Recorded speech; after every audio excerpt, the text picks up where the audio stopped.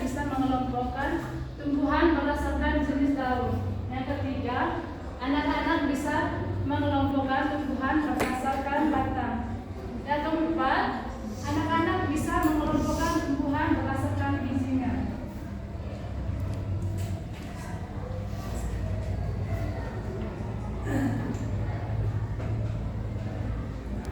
Oke anak-anak, sebelum lanjut, Ibu mau tanya dulu. Siapa yang di sini pernah makan nangka? Ayo angkat tangan. Saya pernah semua ya? Iya. Kalau kalian pernah makan nangka, berarti kalian pernah melihat pohon nangka? Pernah?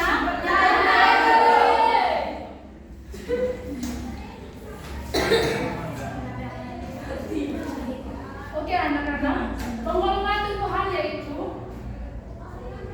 penggolongan yang membantu kita mengenali dan memahami kegeranaan tumbuhan yang ada di alam. Penggolongan tumbuhan yang pertama yaitu kita dapat menggolongkan tumbuhan berdasarkan tempat hidupnya. Berdasarkan apa? Tempat hidupnya.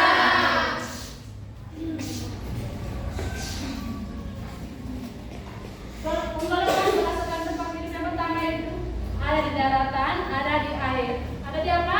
Ada di daratan, air. Tumbuhan darat atau tumbuhan yang di daratan biasanya berakar kuat menembus tanah dan membutuhkan lebih sedikit air. Contoh tumbuhan yang ada di darat itu apa?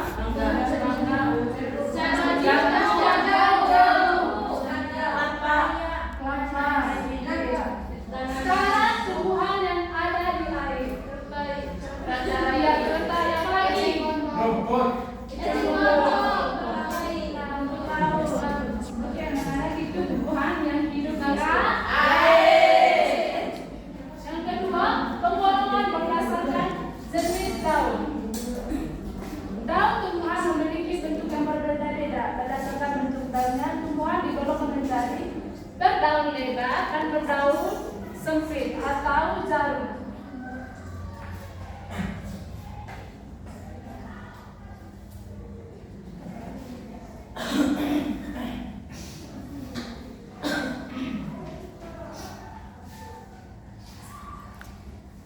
Anak-anak, ini yang dinamakan daun berbentuk lebar ini.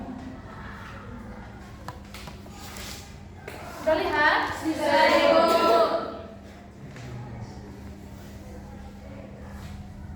Daun lebar itu tumbuhan yang memiliki daun yang berbentuk lebar dengan banyak tulang daun yang menyebar atau mencari. Ini yang disebutkan daun lebar. Sekarang berdaun sempit atau jarum. Tumbuhan yang memiliki daun berbentuk sempit, kecil atau seperti jarum. Tulang daunnya sejajar atau tidak jelas. Ini yang dinamakan daun sempit. Daun banyak.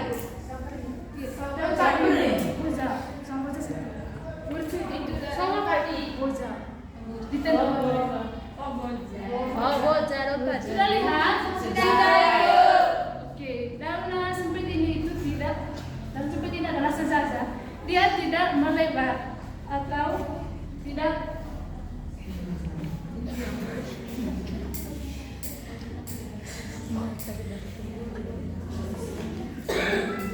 dia itu tidak mencari atau menyirik, dia itu sejajar. Sekarang yang ketiga itu penggolongan tumbuhan berdasarkan batang. Batang tumbuhan ada dua, ada yang keras, ada yang lunak. Berdasarkan jenis batangnya, tumbuhan digolongkan menjadi batang berkayu atau batang tidak berkayu atau herba. Oke, sudah mengerti? Sudah, Ibu. Yang di belakang sudah dengar? Sudah, Ibu. Kalau simpan dulu HP-nya. Oke, batang berkayu tadi yaitu batang berkeras kuat dan biasanya berwarna coklat. Batang berkayu itu mengandung sel-sel kayu yang keras sehingga tumbuh bisa tinggi dan besar. Siapa yang bisa kasih contoh tumbuhan berkayu? Apa? kayu. Apalagi? Kayu manis. Apalagi? Itu raja.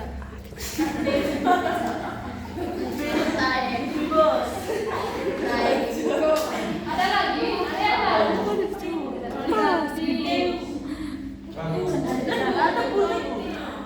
apa dah?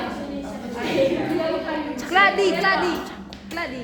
Terus itu pernah Jagung. apa? Jagung tidak. Maksud istrinya. Kayu tidak. Kladi ibu. Jaduk ibu. Oke, sekarang kata yang tidak berkayu. Apa saja? Bicara. Oh iya. Kangkung. Tomat. Iya. Oke, diam. Itu tadi kata yang tidak berkayu itu ada bayam, ada kangkung, ada tomat.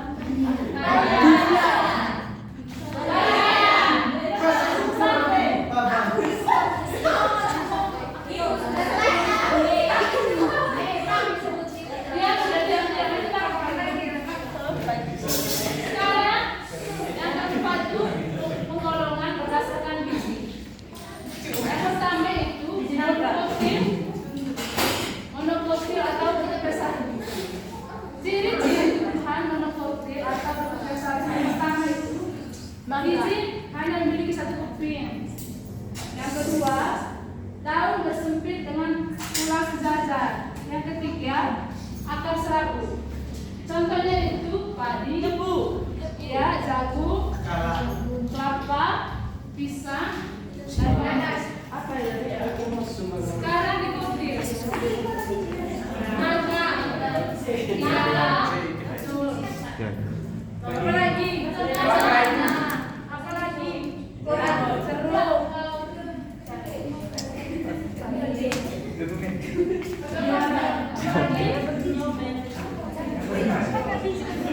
Kacang hijau ibu. Ya, sampai di sini sudah mengerti? Siapa yang belum mengerti? Ayo katakan. Sudah mengerti.